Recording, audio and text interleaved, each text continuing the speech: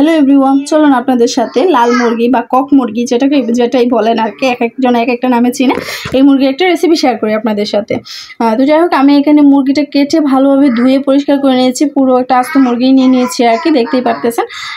তো আমি এখন চলে যাব রান্নার প্রসেসিংয়ে। অন্যদিক দিয়ে আমি সব কিছুই মশলা রেডি করে রেখেছি। এখন আমি একটা কড়াইয়ের মধ্যে দিয়ে দিব গরম মশলাগুলো, তেজপাতা, লং, দারচিনি, এলাচ, এগুলো দিয়ে সাথে পেঁয়াজটাও দিয়ে দিব, দিয়ে একসাথে ভালোভাবে ভেজে নিব পেঁয়াজটা নরম হয়ে আসা পর্যন্ত।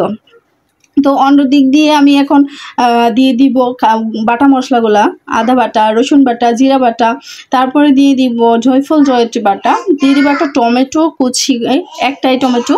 তো যাই হোক, আমি অন্য দিক দিয়ে গুঁড়া মশলাগুলো দিয়ে দিব, হলুদের গুঁড়া, ধনিয়ার গুঁড়া, মরিচের গুঁড়া, তারপরে দিয়ে দিব যে আস্ত গোটা মশলা তো দিয়েছি, গুঁড়া মশলাটাও দিয়ে দিব আর কি, সুন্দর একটা ফ্লেভার আসবে। তো যাই হোক, এখন আমি সব ধরনের মশলাগুলা একে একে, হ্যাঁ আমি লবণও দিয়ে দিয়েছি, যেটা স্কিপ হয়ে গেছে, অফ ক্যামেরা হয়তো বা দিয়েছি। তো যাই হোক, দিয়ে এখন আমি ভালোভাবে নাড়িয়ে ছাড়িয়ে ভালোভাবে কষিয়ে নিব, যাতে মাংসটা মশলাটা থেকে ভালোভাবে কাঁচা যে ফ্লেভারটা সেটা যেন চলে যায়।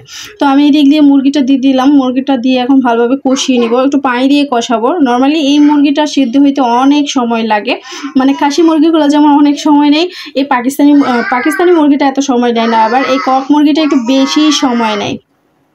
তো যাই হোক, আমি ভালোভাবে কষিয়ে নিব, পানি দিয়েই কষাবো, যেহেতু অনেক সময় নেই, দীর্ঘ সময় নিয়ে রান্না করতে হয়।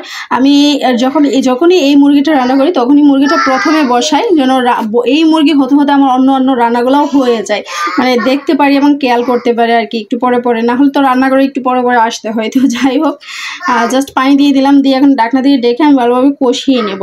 আর আমি মুরগিটা নর্মালি বাজার থেকে সুলে দেয় না, বাসায় সুলতে হয়। তো আমি নিজেই যে মুরগিটা সুলে ভালোভাবে পরিষ্কার করে তারপরে আগুনে ছেঁকে নিয়েছি আর কি, চামড়াটা পুড়ে নিয়েছি, নিয়ে তারপর কেটেছি আর কি। তো যাই হোক, এই মুরগিগুলো প্রসেসিং করে নেওয়াও অনেকটা কষ্ট, শক্তি দিয়ে কাটতে হয়। আমি জানি না কেন এই মুরগিগুলো এত শক্ত হয়।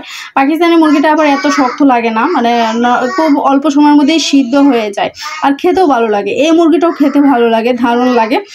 তো যাই হোক, রান্না করতে পারলে সবটি মজা লাগে। আমি আবার এত পাকা রাঁধুনি না, জাস্ট আপনাদের সাথে শেয়ার করি এতটুকুই, প্রতিদিন কি রান্না করি তাই আপনাদের সাথে শেয়ার করা হয়, এতটুকুই আর কি।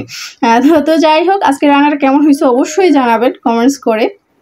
আর মুরগিগুলো সাধারণত ভালোই লাগে, কিন্তু পোলট্রি মুরগিটা অনেকেই খেতে মানা করে, এটা নাকি শরীরের জন্য অনেক পরিমাণে ক্ষতিকর। তারপরেও আমরা খেয়ে থাকি, আসলে খাওয়া হয় আর কি, নর্মালি কয়েকদিন পর পরই খাওয়া হয় পোলট্রি মুরগিটা, কিন্তু অ্যাভয়েড করার চেষ্টা করলেও করা হয় না, বাচ্চারা খেতে চায় এই আর কি।